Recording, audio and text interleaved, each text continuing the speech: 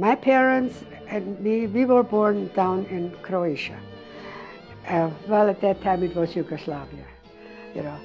And we never, we would have stayed there if we could have, you know, because we had our property and everything, But, the Germans were not liked, so we had to flee. The Serbians were on the Russian side, and we had to flee, leave all our stuff. And if you did not flee, some towns, they were all German. They said, we didn't do anything to anyone. Why should we have to leave our property? So they decided to stay home, everything taken away from them. I was 9 years old.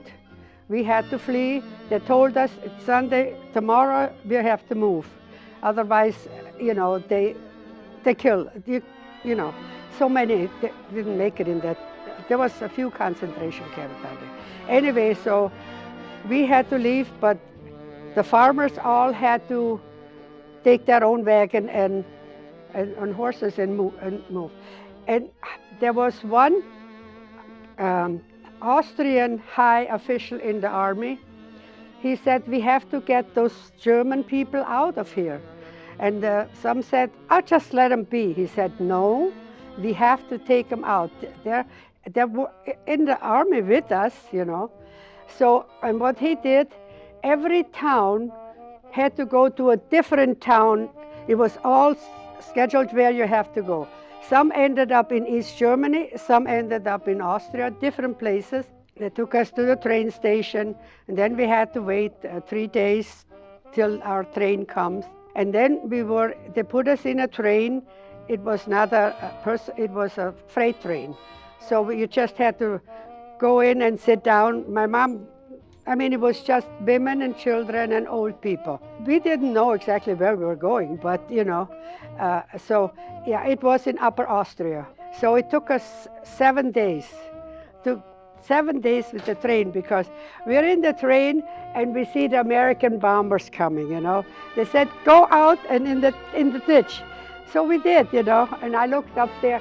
I was not scared. I'm 9 years old. I'm not scared. I was so nice to see a plane, You guys don't have no idea what a war can do to people, It goes overnight, and you all of a sudden, you have nothing. You have nowhere to go, and it's the hardest thing you go through in life, But being a child, it didn't affect me. Like my mother, the ladies, they were scared to death. They didn't, it's war sucks, I can tell you that. I hate that, and I don't know why some people can't live in peace and harmony nowadays.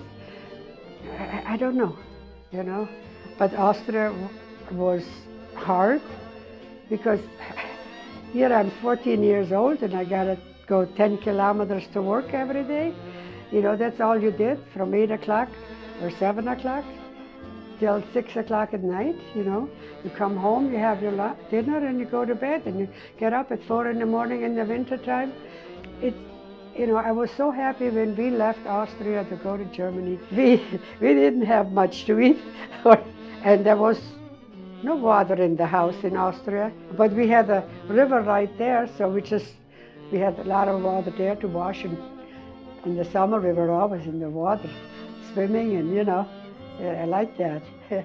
And the Americans came, and and from all over they came to swim in the summer with the fish and the snake and everything. Didn't bother you, because you're used to it when you grow up with that, I was married for 66 years to my husband, 66 and a half, and he passed away November 14, 2022.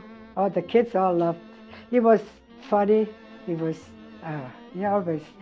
One time, Edie was having a pop, and on Saturdays, we lived in Sterling Heights at that time.